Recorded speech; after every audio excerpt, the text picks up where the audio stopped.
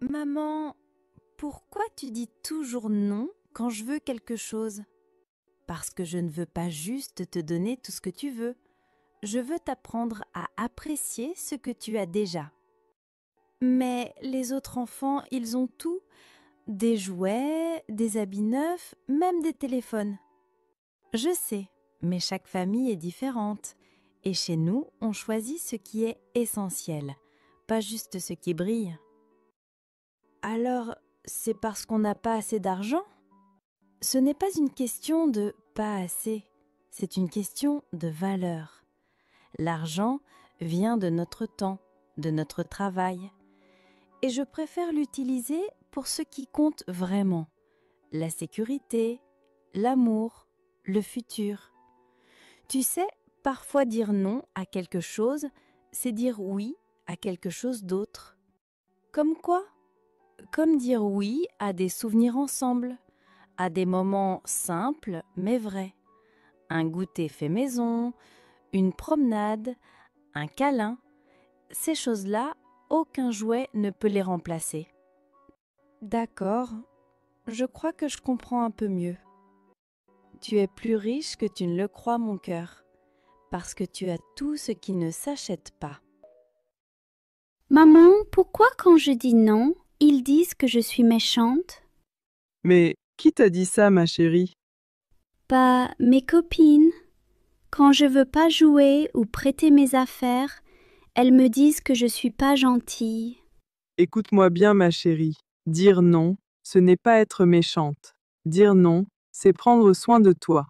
C'est connaître tes limites. Et c'est très important. Mais, et si elles m'aiment plus après? Alors elles n'étaient pas vraiment tes amies. Les personnes qui t'aiment vraiment respectent ton non, même si ça les dérange un peu. Donc j'ai le droit de dire non, même à mes amis? Oui, et même aux grandes personnes, même à moi, parce que ton corps, ton cœur, ton temps t'appartiennent. Et si je dis non gentiment? Alors tu es encore plus forte. Tu es douce, mais solide. Et ça, c'est magnifique. D'accord, maman, je vais apprendre à dire non, sans crier, mais sans m'excuser non plus. C'est ça ma grande. Tu n'es pas méchante. Tu es plutôt courageuse. Ma chérie, tu es encore sur ton téléphone? Oui, maman. Je regarde juste une vidéo. Ça ne va pas durer longtemps. Tu dis ça à chaque fois. Tu as déjà passé presque 2 heures dessus aujourd'hui. Mais tout le monde est sur son téléphone, même mes amis. Ce n'est pas parce que tout le monde le fait que c'est bon pour toi. Tu as besoin de reposer tes yeux, de bouger, de lire, de parler. Je sais. Mais parfois je m'ennuie sans lui. Je peux pas rester sans téléphone. L'ennui peut être une belle opportunité. C'est là que naissent les idées, les rêves, les vraies conversations. Tu crois que je pourrais essayer de faire autre chose, comme dessiner ou lire? Bien sûr. Et si on préparait un gâteau ensemble aujourd'hui? D'accord, maman. Je pose le téléphone. J'adore faire des gâteaux. Allons, ma fille, je vais t'apprendre beaucoup de choses dans la cuisine. Maman, est-ce que je peux utiliser le téléphone un petit peu? Juste 5 minutes, je te le promets. Mais Salim, souviens-toi, la dernière fois, tu as dit 5 minutes et c'est devenu 50. Le téléphone, ce n'est pas toujours bon pour toi, mon chéri. Pourquoi? Je veux juste jouer à mon jeu préféré. Jouer, c'est amusant, je le sais, mais regarder un écran trop longtemps fatigue tes yeux et tu peux avoir mal à la tête ou te sentir très fatigué. Mal à la tête? Comme quand j'ai un gros bobo dans la tête? Oui, exactement. et rester trop longtemps sur le téléphone t'empêche de jouer, de dessiner ou de bien dormir. Mais j'aime le téléphone. Et moi, je t'aime plus que tout. Et je veux que tu aimes d'autres choses aussi, comme colorier, jouer ou écouter des histoires. Et si on dessinait ensemble, ou si on construisait un château en Lego? Puis après, 10 minutes de téléphone seulement. D'accord. On va dessiner une voiture dragon. Et après, je joue 10 minutes. Promis. Quel bel accord, mon champion! Et après, on laissera reposer tes jolis yeux. Ils méritent un peu de repos. Ma fille, as-tu du temps? Je veux te parler de quelque chose très importante. D'accord, maman, je t'écoute. Tu sais, il est très important d'écouter et d'obéir à ses parents. Pourquoi, maman? Parce que les parents veulent toujours le bien de leurs enfants. Ils les protègent, les guident et les aiment profondément. C'est vrai. Toi et papa, vous faites tout pour moi. Exactement. Et en islam, obéir à ses parents est une grande vertu. Allah nous demande d'être respectueux et reconnaissants envers eux. Je comprends. Je vais essayer d'être toujours obéissante et gentille avec vous.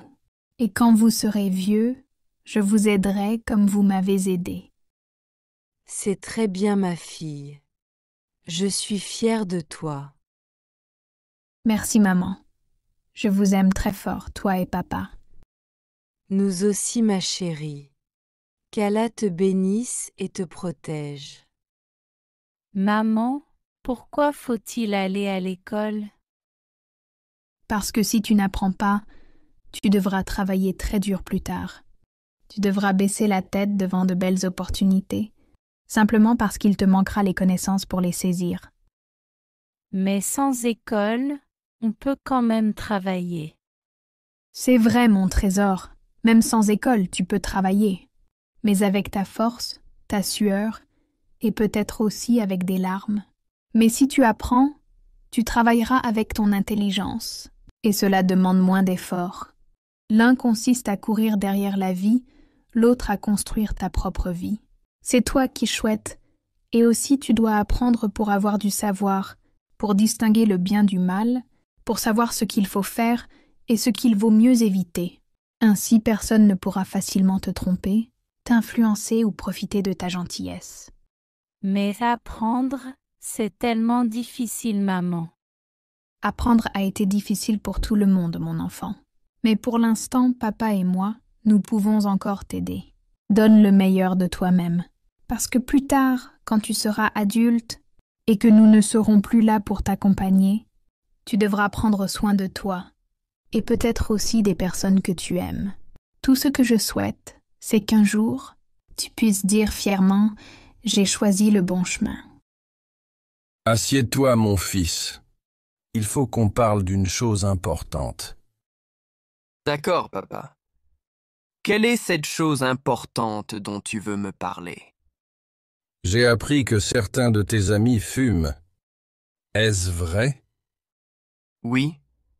Mais moi je n'ai rien essayé, je te promets. Je te crois.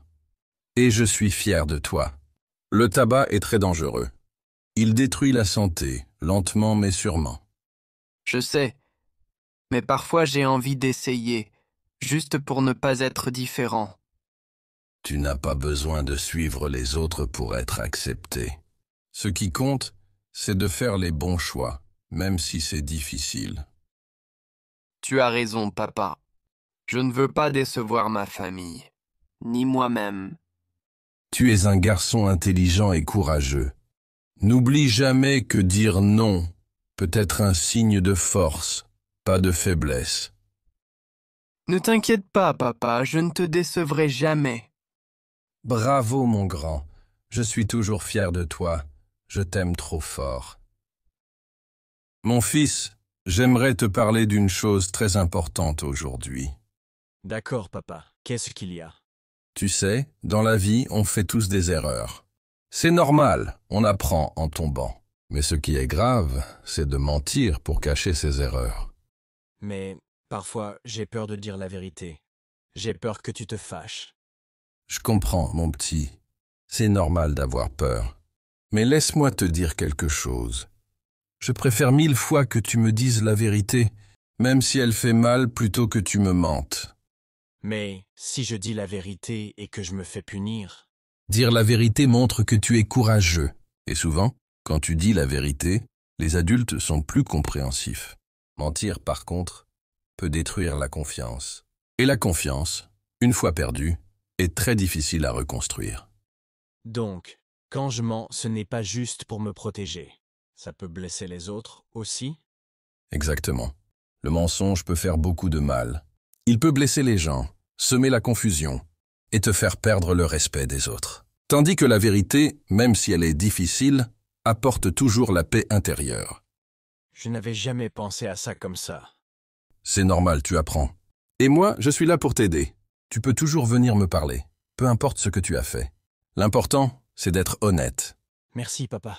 Je promets d'essayer d'être toujours honnête à partir de maintenant. Ma fille, as-tu du temps?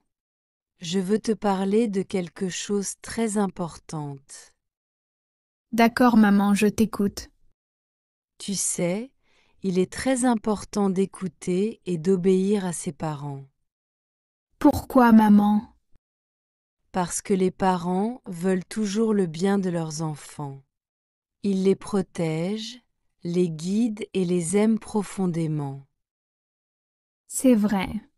Toi et papa, vous faites tout pour moi. Exactement.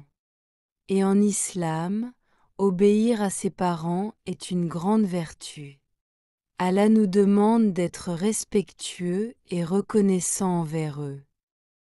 Je comprends. Je vais essayer d'être toujours obéissante et gentille avec vous. Et quand vous serez vieux, je vous aiderai comme vous m'avez aidé. C'est très bien, ma fille.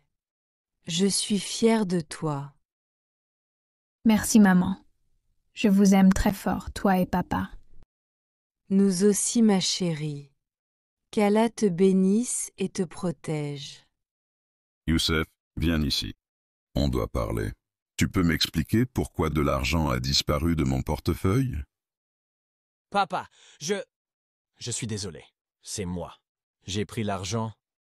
Tu as pris de l'argent sans me demander? Tu sais ce que ça s'appelle? C'est du vol, mon fils.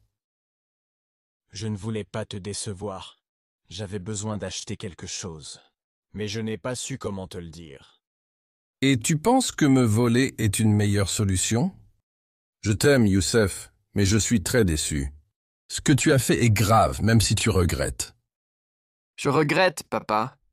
Je te promets que je ne le referai plus jamais. Ce que j'attends de toi maintenant, c'est que tu sois honnête. Même si tu fais une erreur, viens m'en parler. C'est comme ça qu'on apprend, pas en mentant ou en volant. D'accord, papa. Je suis vraiment désolé. Je te pardonne, mais il faut réparer tes erreurs. On va en parler calmement. Tu es encore jeune, mais tu dois apprendre la valeur de l'honnêteté. Allahu Akbar, Allahu Akbar. Oh, je suis très fatigué. Je vais me reposer un peu.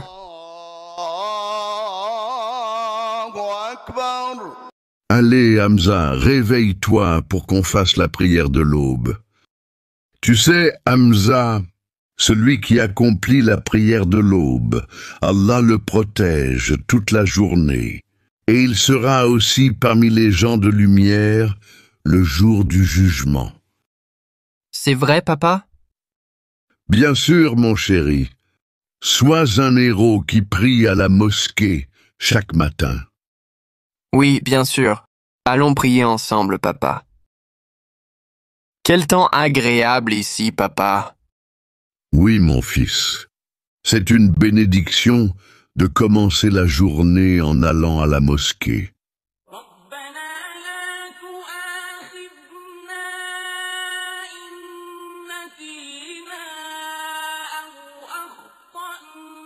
Le messager d'Allah, paix et bénédiction sur lui, a dit: les 2 unités de prière de l'aube valent mieux que le monde et tout ce qu'il contient. Alhamdulillah, papa. Nous avons prié le Fajr en groupe. Demain, c'est moi qui te réveillerai, Inch'Allah. Inch'Allah, je suis fier de toi, mon fils. Maman, aujourd'hui Anna m'a encore demandé de l'argent. Je lui ai déjà prêté 3 fois. Est-ce qu'elle t'a déjà remboursé une seule fois? Non. Elle dit toujours « Je te rembourse demain », mais ça n'arrive jamais. Est-ce que tu veux encore lui prêter de l'argent? En fait, non. Mais j'ose pas lui dire non. Alors essaie une autre approche. La prochaine fois, c'est toi qui vas lui demander de l'argent. Moi? Lui demander? Oui. Tu dis simplement « En ce moment, je suis un peu juste. Tu pourrais me prêter 2 €? Observe sa réaction. Elle dira sûrement qu'elle n'a pas d'argent sur elle. Alors tu redemandes quelques jours plus tard, 2 ou 3 fois. Elle comprendra vite ce que ça fait qu'on te demande tout le temps de l'argent. Le but, ce n'est pas de l'humilier, mais de t'aider à voir les choses autrement. Il y a des choses qu'on ne comprend vraiment que quand on les vit soi-même. D'accord, maman. Je vais essayer demain. Fais-le. Mais reste toujours poli et n'attends pas vraiment qu'elle te donne de l'argent. L'essentiel, c'est qu'elle puisse apprendre quelque chose. Me voici, papa. Qu'est-ce qu'il y a? J'ai remarqué que tu as parlé sèchement à ta mère tout à l'heure. Ce n'est pas acceptable. Je suis désolé, papa. Je n'ai pas voulu être méchant. Ta mère fait beaucoup pour toi chaque jour. Elle se lève tôt, prépare ton petit déjeuner, t'aide dans tes devoirs et s'inquiète pour toi tout le temps. Elle mérite ton respect. Tu as raison, papa. Je n'y avais pas pensé comme ça. Il faut toujours lui parler avec douceur et gratitude. Respecter sa mère, c'est une preuve de maturité et d'amour. Je comprends maintenant. Je vais lui présenter mes excuses et essayer d'être plus gentil avec elle. C'est bien, mon fils. N'oublie jamais, le paradis est sous les pieds des mères. Oui, j'en sais bien, papa, merci beaucoup. Je t'aime. Et j'aime maman trop fort aussi. Nous t'aimons aussi, mon fils. Qu'Allah te bénisse et te protège des yeux des envieux. Amin, papa. Mon chéri, sais-tu d'où vient l'argent? C'est papa et maman qui travaillent dur pour le gagner. Alors, comment devrait-on dépenser l'argent? Il faut seulement acheter ce qui est vraiment nécessaire. Car gagner de l'argent n'est pas facile. Il faut donc économiser et vivre simplement. Sais-tu à quoi sert l'argent de notre famille? À assurer la vie de toute la famille et à payer mes études. Et si un autre enfant a quelque chose que tu aimerais aussi avoir? Je ne compare pas. Car ce qui convient aux autres ne me convient pas forcément. L'argent de papa et maman est aussi ton argent. Non, plus tard, je gagnerai de l'argent par mon propre travail. Tu es formidable, mon chéri. Si cette conversation t'a aidé, sache qu'un guide complet arrive très bientôt. Il regroupera 50 discussions essentielles entre parents et enfants pour aborder ensemble les grands sujets de la vie: l'argent, la sécurité, les émotions, la confiance et bien plus encore. Tout est pensé pour vous aider à parler simplement de ce qui compte vraiment. Maman, aujourd'hui j'ai vu un garçon pleurer dans la cour de récréation. Ah, et tu sais pourquoi il pleurait? Il était tombé et personne ne l'a aidé. C'est triste. Et toi, qu'as-tu fait? Je me suis approchée et je lui ai tendu la main. Tu as très bien fait, ma chérie. Tu sais, aider quelqu'un, même avec un petit geste, peut tout changer. Il m'a dit merci, mais j'étais un peu triste pour lui. C'est normal. Aider les autres, ce n'est pas seulement les faire sourire, c'est aussi montrer qu'ils ne sont pas seuls. Mais pourquoi c'est si important d'aider? Parce que dans la vie, tout le monde a besoin d'aide un jour. Et si chacun faisait un petit geste, le monde serait plus doux, plus juste, plus humain. Tu veux dire que même une petite action peut faire une grande différence? Et exactement.